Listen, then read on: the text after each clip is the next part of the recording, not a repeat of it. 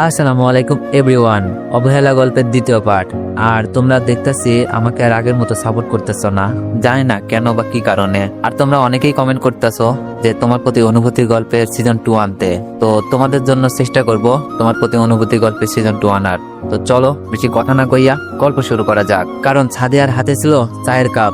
অনেকের জন্য সকাল সকাল চা বানিয়ে এনেছে। অনেক কখনো বাড়িতে চা খায়নি। হ্যাঁ, বন্ধুদের সাথে বাইরে খেয়েছে। তবে আজ সাদিয়ার এমন পরিবর্তন অনেকের হজম হচ্ছে না। অনেক বেশ তিক্তভাবে সাদিয়ার দিকে তাকিয়ে থাকে। সাদিয়া বলল, ভাইয়া রুমে আসতে পারি? অনেক সাদিয়ার মুখ থেকে ভাইয়া ডাক শুনে এক প্রকার ধাক্কা খায়। সাদিয়া তাকে ভাইয়া ডাকছে, এটা কি আদৌ সম্ভব? অনেক সাদিয়াকে রুমে আসতে বলে।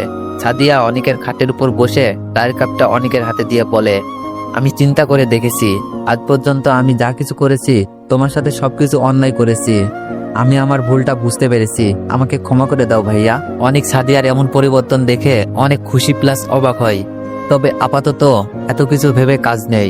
বোনটা তার ভুল বুঝতে পেরেছে, এটাই অনেক। অনেক সাদিয়ার মাথায় হাত বুলিয়ে বলে, ধুর পাগলি, ভাইয়ের কাছে বোনের জন্য কোনোদিন রাগ থাকে না। আর তুই আমার ছোট বোন, আমি তোকে আগেই মাফ করে দিয়েছি। অনেকের কথায় সাদিয়া অনেক খুশি হয়। অনেককে ফ্রেশ হয়ে আসতে বলে। আজ থেকে বুয়া এসেছে, সব কাজ করবে। সে তার মায়ের সাথে এগুলো নিয়ে অনেক তর্ক করেছে। আর ফ্রেশ হয়ে একসাথে নাস্তা করার কথা বলে গেল। অনেক খুশিতে ফ্রেশ হয়ে নিচে গিয়ে দেখে সাদিয়া তার জন্য অপেক্ষা করতেছে। আর রাধিকা বেগম নিজের মতো করে বসে আছে। অনেক আস্তে আস্তে গিয়ে টেবিলে বসে। রাধিকা বেগম একবার অনেকের দিকে তাকিয়ে আবার চোখ ফিরিয়ে নেয়। অনেক, আজ থেকে বাড়ির কোনো কাজ তোর করতে হবে না। আমার মেয়ের জন্য তোকে আমি ছাড় দিচ্ছি, নিজের মতো করে চলতে পারবি। রাধিকা বেগমের কথায় অনেক অনেক খুশি হয়। আজ সব সম্ভব হয়েছে বোনটার জন্য। মনে মনে সাদিয়াকে অনেক ধন্যবাদ দেয়। সাদিয়া খেয়ে কলেজে চলে যায়। আর অনেকও বাড়ি থেকে স্বাভাবিকভাবে বের হয়ে ভার্সিটিতে চলে যায়। কালকে যেতে পারিনি, তাই আজকাল লেট করতে চাই না। খুশি হবার হয়ে নে, অতি তাড়াতাড়ি তোর কপালে অমাবস্যা নেমে আসবে, তখন কেঁদে কুল পাবি না। এভাবে বেশ কিছুদিন চলে যায়। রাধিকা বেগম অনেককে কিছু বলে না। সাদিয়াও আগের থেকে অনেকের সাথে অনেকটাই ফ্রি হয়ে গিয়েছে। এখন আর অনেকের রুমে যেতে হলে পারমিশন নিতে হয় না। বিকেলের দিকে অনেক নিজের রুমে শুয়ে আছে। তখনই সাদিয়া অনেককে ডাকে। অনেক উঠে সাদিয়ার রুমে চলে যায়। গিয়ে দেখে সাদিয়া বসে আছে। অনেককে দেখে উঠে এসে দরজা বন্ধ করে দিয়ে বলে অনেককে দেখে উঠে এসে দরজা বন্ধ করে দিয়ে সাদিয়া বলে, ভাইয়া তোকে আজ কিছু বলবো, শুন। অনেক বলে, আচ্ছা বল, তবে দরজা বন্ধ করার কি আছে, এমনিই বলতে পারিস। সাদিয়া বলল, দরজা বন্ধ করে বলতে হবে, সিক্রেট। অনেক বলল, আচ্ছা বল। সাদিয়া বলল, তোর কি মনে হয় তোর সাথে এতদিন ভালো ব্যবহার মন থেকে করেছি? কখনোই না। সাদিয়া কথাগুলো বলে তার জামার হাতার দিকে কিছু অংশ টেনে ছিঁড়ে ফেলে, বুকের দিকে কিছু ছিঁড়ে ফেলে। রাধিকা বেগম আর আকরাম সাহেবকে চিল্লিয়ে ডাকতে থাকে বাঁচানোর জন্য। সাদিয়ার এমন কর্মকাণ্ড দেখে অনেক থ হয়ে দাঁড়িয়ে থাকে। সবকিছু যেন তার মাথার উপর দিয়ে যাচ্ছে। অনেকের টি শার্টটা টান দিয়ে ছিঁড়ে ফেলে সাদিয়া। তখনই দরজার পাশ থেকে আকরাম সাহেব সহ রাধিকা বেগম চিল্লাতে থাকে। সাদিয়া তড়িঘড়ি করে দরজা খুলে রাধিকা বেগমকে জড়িয়ে ধরে বলতে থাকে, আম্মু, ভাইয়া আমার সর্বনাশ করে দিতে চেয়েছিল, আমি কোনো রকম নিজেকে বাঁচিয়ে বের হয়েছি। মেয়ের এমন কান্না দেখে আকরাম সাহেব নিলয়কে কষিয়ে থাপ্পড় লাগিয়ে দেয়। বুকের মাঝে একটা লাথি দিয়ে দুই হাত পেছনে ফেলে দেয়। আকরাম সাহেব বলে, তোকে আমি আমার সন্তানের থেকেও বেশি ভালোবাসতাম, আর তুই আমার মেয়ের সর্বনাশ করতে চেয়েছিস? ছি, নিজের উপর ঘৃণা হচ্ছে। তোকে নিজের সন্তানের থেকেও আদর স্নেহ করেছি, আজই আমার বাড়ি থেকে বের হয়ে যা। অনেক বলল, চাচু বিশ্বাস করো, আমি কিছু করিনি। সাদিয়াকে আমি আমার ছোট বোনের মতোই দেখি, বিশ্বাস করো আমাকে। আকরাম সাহেব বলল, বিশ্বাস আর তোকে? তুই আমার সব বিশ্বাস নষ্ট করে গুড়িয়ে দিয়েছিস। তোকে আমি দেখলেও নিজের উপর ঘৃণা আসবে। এখনই বের হয়ে যা আমার বাড়ি থেকে। অনেক বুঝতে পারে এখন আর চাচ্চুকে হাজার বললেও বিশ্বাস করবে না, কারণ কোনো মেয়েই নিজের ইজ্জত নিয়ে মিথ্যা বলবে না। অনেক রুমে গিয়ে তার জিনিসপত্র নিয়ে বের হয়ে আসার সময় শুধু বলে, চাচ্চু একটা কথা কি জানো, তোমার আদর্শে আমি বড় হয়েছি। তুমি যেটা শিখিয়েছ ওটাই করে আসছি। আজ পর্যন্ত এমন কিছু করিনি যার জন্য তোমার মাথা নিচু হবে। আমি কিছু করিনি, তবে এখন হাজার বললেও বিশ্বাস করবে না। আসি। কথাগুলো বলে অনেক চলে আসে। আকরাম সাহেব অন্যদিকে তাকিয়েছিল, কারণ ছেলেটাকে তিনি অসম্ভব ভালোবাসে। কিন্তু ছেলেটা তার মেয়ের সাথে এমন করতে পারবে জানা ছিল না। কোথায় যাবে বুঝতে পারছে না অনেক। ঢাকায় যেতে হবে, ওখানে কোনো কাজকর্ম করে পড়াশোনাটা করতে হবে। তাই সে ময়মনসিংহ রেল স্টেশনে চলে আসে। প্রায় সন্ধ্যার পর একটা রেল আসে ঢাকার উদ্দেশ্যে। অনেক ওটাতেই উঠে যায়। প্রায় ফরজের আজান দিবে সময়ে ঢাকা কমলাপুর রেল স্টেশনে নামে। কমলাপুরের মতো জামজট স্টেশনটাও আজ ফাঁকা নির্জন লাগছে। কমলাপুরের মতো জামজট স্টেশনটাও আজ ফাঁকা নির্জন লাগতেছে। অনেক জানে না সে কোথায় যাবে, তবে সিদ্ধান্ত নাই এই ব্যস্ত শহরটায় যেহেতু এসেছে সংগ্রাম করে হলেও বাঁচতে হবে। হেঁটে হেঁটে একটু দূরে যেতেই দেখতে পাই কয়েকজন লোক একজনকে ধরে জোরজবস্তি করে তার থেকে টাকা নেওয়ার চেষ্টা করছে। লোকটা মিনতি করতেছে না নেওয়ার জন্য। অনেক তাদের সামনে গিয়ে বলে, কি ভাই, লোকটার সাথে এমন করতেছেন কেন, ওনাকে ছেড়ে দেন। তাদের মাঝ থেকে একজন বলে ওঠে, তোর এখানে কাজ কি, ভাগ এখান থেকে, না হলে তোর কপালে শনি আছে। অনেক বলে, কার কপালে শনি আছে এখনই বুঝতে পারবি। কথাগুলো বলেই অনেক একজনকে কিক মারে, ছেলেটা ছিটকে গিয়ে দূরে পড়ে। এভাবে একে একে তিনজনকে ইচ্ছা মতো কেলানি দেয়। ছেলেগুলো পালিয়ে যায়। লোকটা বলল, কে তুমি বাবা, আজ আমার অনেক বড় উপকার করলে। তা তুমি কোথায় যাচ্ছ? মনে হচ্ছে স্টেশন থেকে আসছ। অনেক বলল, জি চাচা, আমি ময়মনসিং থেকে এসেছি। আপাতত থাকার মতো কোনো কিছুই নেই, যেখানে পাবো শুয়ে পড়বো। লোকটা বলল, কেন, তোমার ফ্যামিলির মানুষ কোথায় বাবা? অনেক বলল, আমি এতিম চাচা, আব্বু আম্মু মারা গেছে, আমার কেউ নেই। লোকটা বলল, এভাবে বলে না, যার কেউ নেই তার আল্লাহ আছে। আচ্ছা চলো, তুমি আমার সাথে আমার বাড়িতে যাবে। আগে আমার মেয়েকে আনি, সেই ওই ট্রেন দিয়ে আসার কথা, তাকে নেয়ার জন্য এসেছিলাম, কিন্তু রাস্তায় এই বকাটে ছিনতাইকারীরা ধরলো। অনেক আর দ্বিমত করে না, কারণ থাকার মতো তার কোনো কিছুই নেই। আপাতত ওনার সাথে গেলেই হয়। অনেক লোকটার সাথে আবার স্টেশনের দিকে যায়। সেখানে যাওয়ার পর একজনকে দেখে অনেক, লোকটার পিছনে পালাই ভয়ে। সামনে একজন মেয়ে দাঁড়িয়েছিল।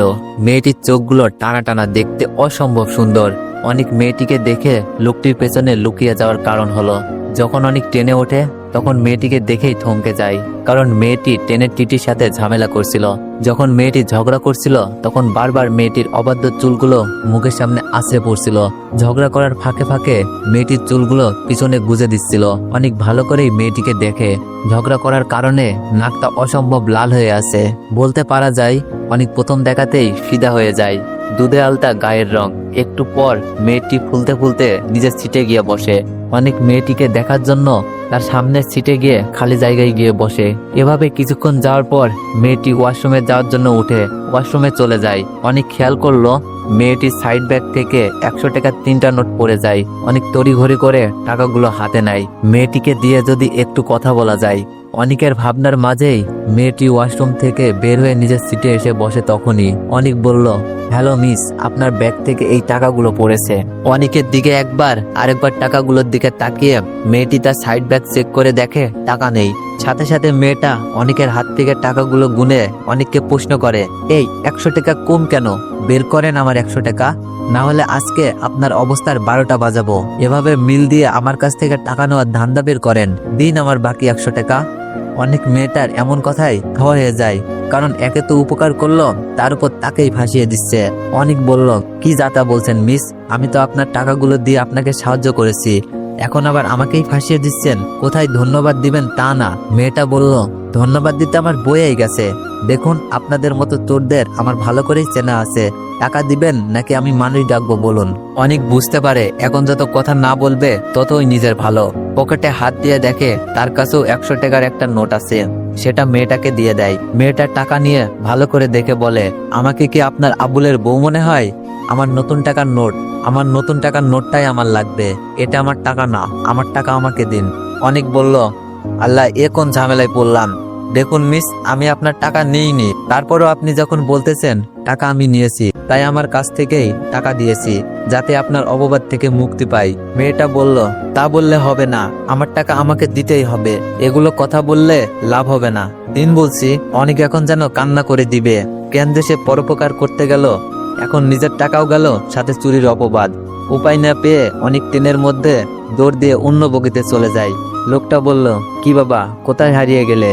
অনেক লোকটার কথাই বাস্তবে ফিরে সামনে তাকিয়ে দেখে মেয়েটি কোমরে হাত দিয়ে রাগী লোকে তাকিয়ে আছে তার দিকে।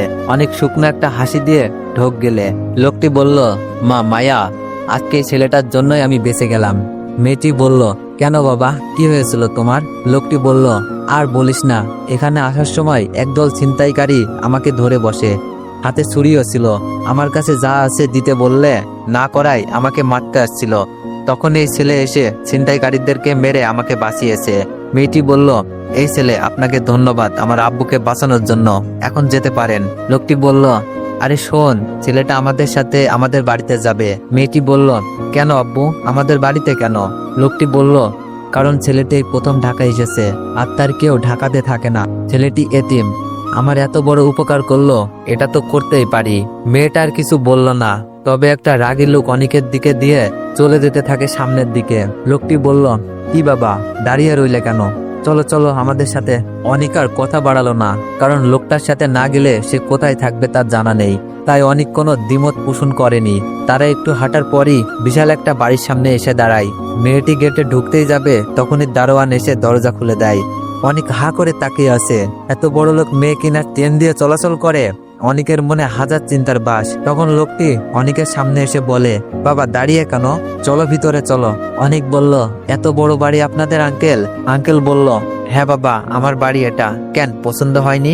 অনিক বলল, কি বলেন আঙ্কেল, পছন্দ হবে না কেন? তবে আপনারা এত বড় লোক, তাহলে এত সাদা সিধা ভাবে কিভাবে থাকেন? না মানে আপনার মেয়ে ট্রেন দিয়ে আসলো আর আপনি গাড়ি না নিয়ে একা একা রেল স্টেশনে গেলেন মেয়েকে পিক আপ করতে? আঙ্কেল বলল, বুঝতে পেরেছি বাবা, তোমার মনে অনেক প্রশ্ন ঘুরপাক খাচ্ছে। তাহলে শোনো, আমার নাম আনাব চৌধুরী।